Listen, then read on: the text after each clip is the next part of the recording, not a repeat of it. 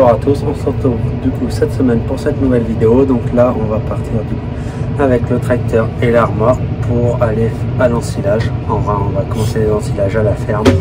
On a une dizaine d'hectares à faire cet après-midi. C'est dans des terres qui sont assez séchantes, dans des sables. Donc là les maïs commencent vraiment à griller. Vous verrez au niveau volume, je pense que ça sera pas si mal.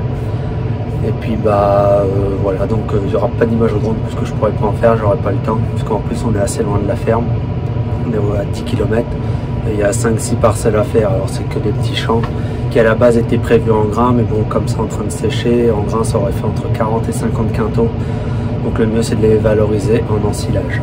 Voilà.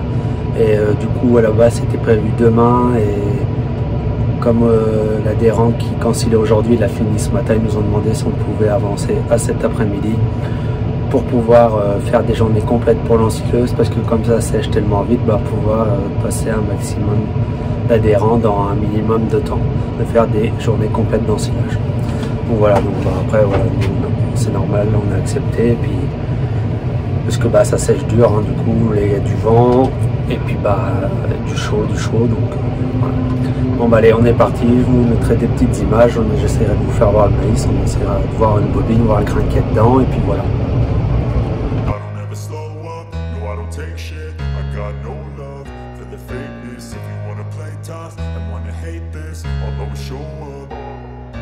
I don't ever slow up, no I don't take shit. I got no love for the fakeness. If you wanna play tough and wanna hate this, I'll always show up and make a statement. I don't ever slow up, no I don't take shit. I got no love for the fakeness. If you wanna play tough and wanna hate this, I'll always show up and make a statement. Everything I do so instinctive and so passionate. Every word I move so descriptive like an adjective. I got a vendetta against people who patented being negative when you should be getting after it.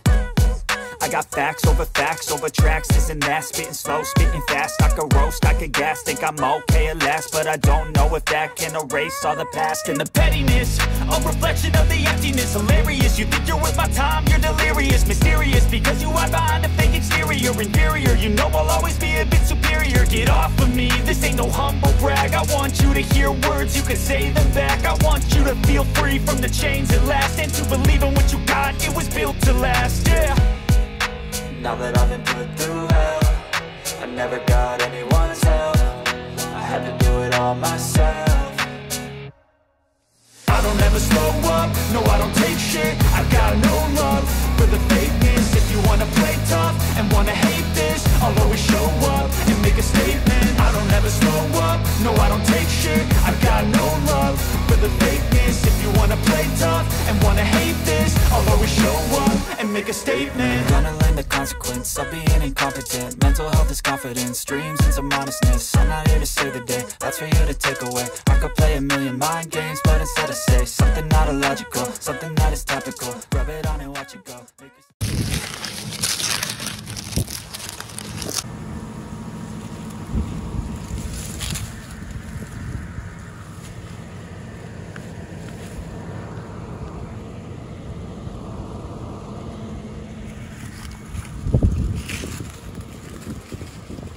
Comme vous avez pu le voir peut-être sur la vidéo, finalement les bobines elles sont pas trop mal fécondées, il y a assez de grains pour l'ensilage. Après la plante elle est trop sèche là, ils ont vachement grillé à la fin, c'est un peu dommage que ce soit trop sec dans les deux premiers champs, mais bon après on a des champs qui sont un peu plus verts. Faut réussir à trouver la moyenne quand tu choisis des dates comme ça en fonction des champs, c'est pas toujours évident. Faut pas faire venir l'ensileuse pour ensiler 2 hectares. Globalement, pour des maïs qui ont eu très peu d'eau, je sais même pas s'ils ont eu 150 mm depuis qu'ils sont nés, qu'ils sont semés, je pense pas. On en a eu 50 dans le mois de juin, on a peut-être eu 40 ou 50 vers avril, mais c'est tout. Donc dans des maïs qui sont dans des sables comme ça, c'est pas si mal, et voilà, ça l'année continue comme elle a été en céréales. Je le précise, hein, c'est du maïs pour les vaches laitières, on n'ensile pas du tout de maïs nous, pour la méta. Le maïs, tout est destiné pour les vaches laitières.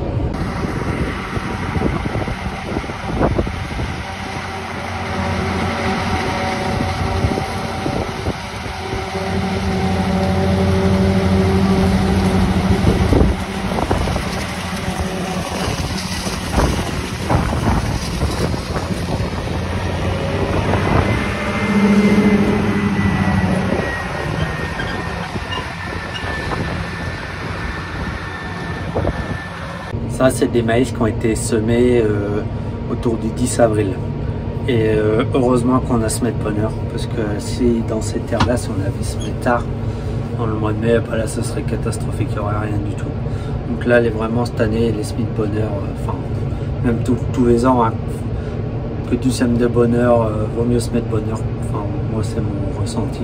On le voit, hein, nous, qu'on a semé les tournesols derrière les seigles, bon, ils sont pas terribles, hein, je vous les referai voir. C'est pas terrible. Après voilà, ça joue pas nous du coup pour nos stocks de fourrage pour les vaches. Après ça joue juste sur notre portefeuille, mais ça après on le savait. On était prêt à prendre ce risque-là pour la méta. On peut pas toujours gagner sur les deux tableaux. Il y a des années oui on gagne sur les deux tableaux. Cette année, bah, les seigles, les tournesols derrière les seigles, on gagnera que sur un tableau. Mais ça, le risque, on l'a pris en notre âme et conscience. On ne prend zéro risque pour nos stocks de fourrage, c'est-à-dire qu'on ne sèmera jamais de maïs pour des vaches derrière du seigle au mois de mai. Ça, nous, c'est niet. Il faut que les maïs, on essaye de les semer le plus tôt possible, parce que pour qu'ils prennent un maximum de mm et un maximum de gabarit avant qu'on ait des fortes chaleurs. Voilà, nous, c'est notre façon de faire. On veut rester là-dedans, parce que voilà, il y a même des fois des maïs, nous, on sème ça au 25 mars, hein, et puis ça y va. Donc là, c'est vraiment notre objectif. De faire comme ça.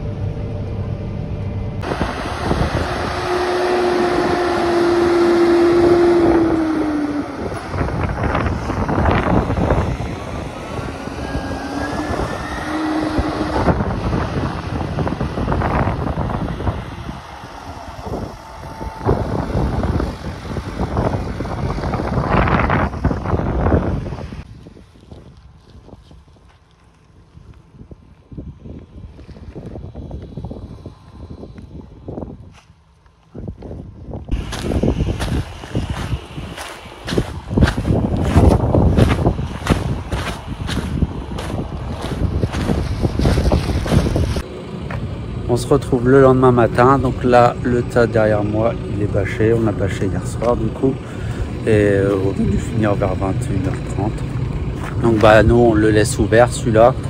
En fait dans ce tas là il nous en restait la moitié, une petite moitié, donc environ 4 ou 5 mois. On aime bien avoir du stock d'avance, tout le temps au moins ça.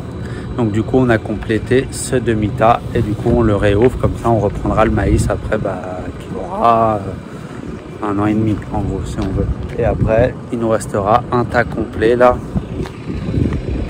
dans le troisième là-bas, dans celui-là du bout là, à remplir totalement, il est vide, avec le maïs irrigué. Et puis s'il n'y en a pas assez, on aura encore d'autres parcelles dans des argiles où le maïs tient encore face à la sécheresse. Donc en termes de rendement, on a à peu près entre 7 et 8 tonnes de matière sèche à l'hectare. Donc ça peut paraître peu pour certains, mais finalement nous on se dit que c'est pas si mal, parce que dans les terres que c'était, en fait c'est des terres qui valent pas grand chose, dans des sables très séchants. Donc au final le maïs il s'en tire pas si mal. Donc après il avait été semé de bonne heure, nous on sème de bonne heure dans ces terres là pour vraiment qu'ils prennent du volume avant les grosses chaleurs. Parce que après un coup que tu as des grands coups de sec et que tu n'as pas d'eau, ça stoppe le maïs. Et après là on avait à peu près des maïs qui faisaient 2 mètres, un peu plus de 2 mètres quoi. Après il y avait 2 parcelles que vous avez peut-être vu sur les vidéos qui étaient beaucoup trop sèches, qui auraient dû être ramassées il y a peut-être 8-10 jours. Et puis après on avait fait faire 3 parcelles, elles étaient plus vertes. Bon, après ça dépendait aussi des variétés, il y avait 2 variétés différentes.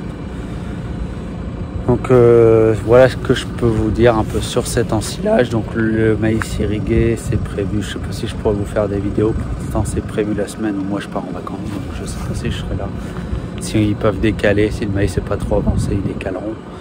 Et puis sinon si le stade est bon, le mieux c'est de faire un ensilage, c'est pas d'attendre qu'il y ait tout le monde pour essayer de ramasser de la qualité.